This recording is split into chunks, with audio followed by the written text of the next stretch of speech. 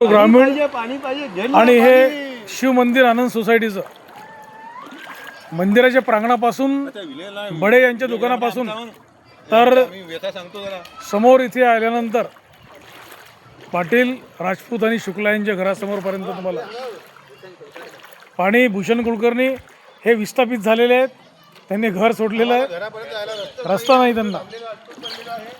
आणि हे बघा जणू काही नदी वाहत आहे, नदीचं पाणी.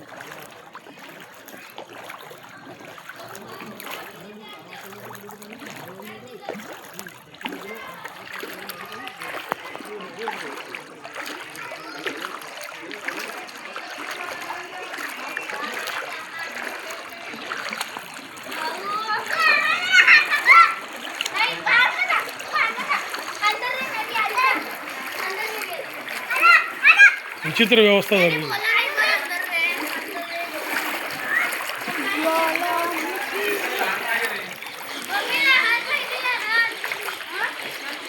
बघा किती वाढलं पाणी आता.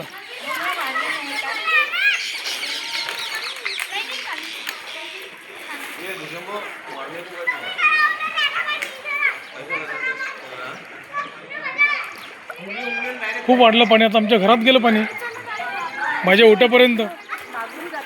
नाही नाही, इथूनच गेलं, आतमध्ये गेलं ना इथून. हो हो हो हो, नाही ओट्यावर नाही गेलं अजून. मलकापूर ग्रामीणची परिस्थिती भीषण झालेली आहे. तो पाईप खुला होता ना अगोदर, बघा पाईप, त्याच्यामध्ये पाणी जाईल आता, त्याच्यात पाणी जाईल आता.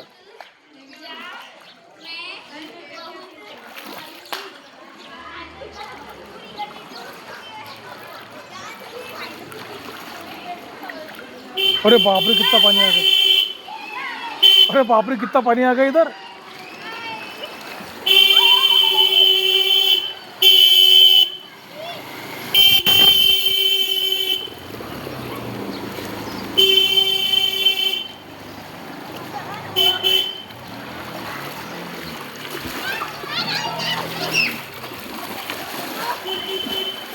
ये देखिए पानी, शुक्ला सर के घर के सामने भी पानी देखिए, पूरा घर डूबा हुआ है.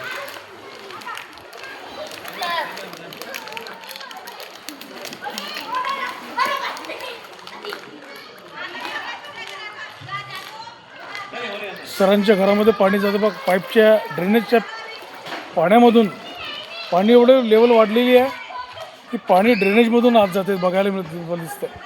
आणि आतमध्ये सुद्धा पाणी गेलेलं आहे बघा, खूप पाणी आहे. पाण्याची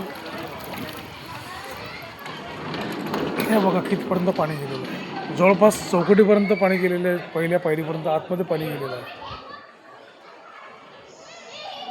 बघा ही बिकट अवस्था. बुलढाणा आनंद सोसायटी चैतन्यवाडी रोड जो आहे त्या रोडमध्ये तुम्हाला ही अवस्था बघायला मिळेल. बघा सरांच्या घरात पाणी गेलेलं आहे आणि हा पाईपसुद्धा आता पाण्याच्या खाली जातो की काय असं वाटायला लागलेलं, आणि जाईलच 5 मिनटामध्ये असं होऊ शकतं. पूर्ण आतमध्ये पाणी आलेलं आहे, पडझड झालेली आहे.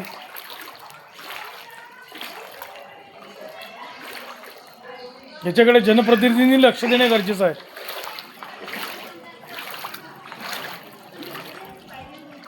हे बघा भूषण महाजन आहेत, ते सुद्धा अतिशय त्रस्त झालेले ह्या पाण्याच्या त्रासापायी. परिस्थिती अतिशय बिकट आहे. जनप्रतिनिधींनी सर्वांनी याच्याकडे लक्ष द्यावे.